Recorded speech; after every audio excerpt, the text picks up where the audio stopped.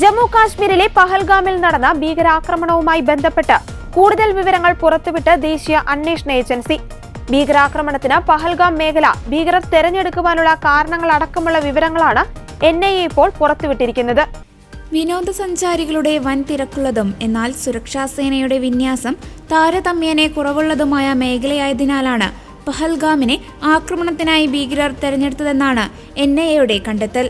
പ്രധാന ടൗണിൽ നിന്ന് ദൂരെയുള്ള ഈ പ്രദേശം ആക്രമണത്തിന് അനുകൂലമാണെന്ന് ഭീകരർ വിലയിരുത്തിയിരുന്നു.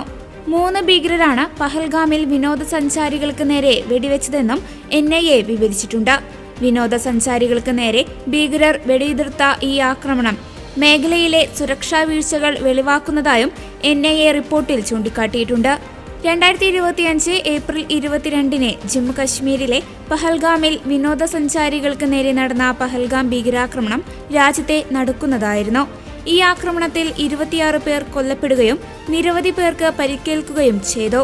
പാകിസ്ഥാൻ ആസ്ഥാനമായുള്ള ഭീകര സംഘടനയായ ലഷ്കർ-ഇ-തൊയ്ബയുടെ ഒരു വിഭാഗമായ ദി റെസിസ്റ്റൻസ് ഫ്രണ്ട് ആണ് ആക്രമണത്തിന്റെ ഉത്തരവാദിത്തം ഏറ്റെടുത്തത്.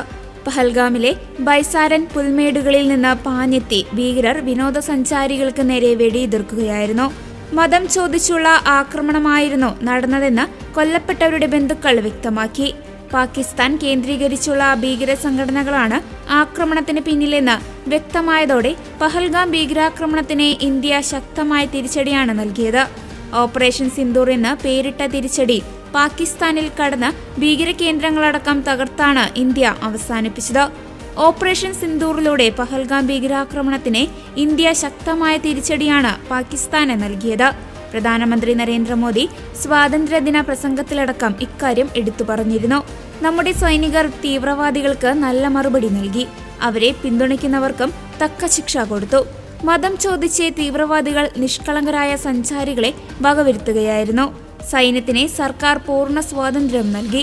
പാക് തീവ്രവാദ കേന്ദ്രങ്ങൾ നമ്മുടെ സൈന്യം തകർത്തു. ആണവായുധ ഭീഷണി മുഴക്കി ഇന്ത്യയെ വിരട്ടേണ്ട. ആ ബ്ലാക്ക് മെയിലിംഗ് നടപ്പാവില്ല. സിന്ധു നദീ ജലകരാറിൽ പുനരാലോചനയില്ല. രക്തവും വെള്ളവും ഒന്നിച്ചൊഴുകില്ല. ഇന്ത്യയിലെ ജലത്തിന്റെ അധികാരം ഇവിടുത്തെ കർഷകർക്കാണെന്നാണ് പ്രസംഗത്തിൽ പ്രധാനമന്ത്രി പറഞ്ഞത്. ഓപ്പറേഷൻ സിന്ദൂറിൽ പ്രതിഫലിച്ചതും ഇന്ത്യയുടെ സ്വയം പര്യാപ്തതയാണ്. പ്രതിരോധ ശക്തിയുടെ ആധാരം സ്വയം പര്യാപ്തതയാണ്. നമ്മുടെ ആയുധബലം ശത്രുവിനെ അമ്പരപ്പിച്ചു. ഇന്ത്യയുടെ ആണവോർജ്ജ ശേഷി 10 ഇരട്ടി വർദ്ധിച്ചിരിക്കുന്നു. ഈ മേഖലയിൽ നിരവധി പരിഷ്കാരങ്ങൾ കൊണ്ടുവന്നു. എല്ലാ മേഖലകളിലും രാജ്യങ്ങൾ സ്വയം പര്യാപ്തത നേടുകയാണ്. ശൂന്യാകാശ മേഖലയിലും രാജ്യം സ്വയം പര്യാപ്തരായി എന്നും നരേന്ദ്രമോദി ചെങ്കോട്ടയിൽ നടത്തിയ പ്രസംഗത്തിൽ വ്യക്തമാക്കിയിരുന്നു.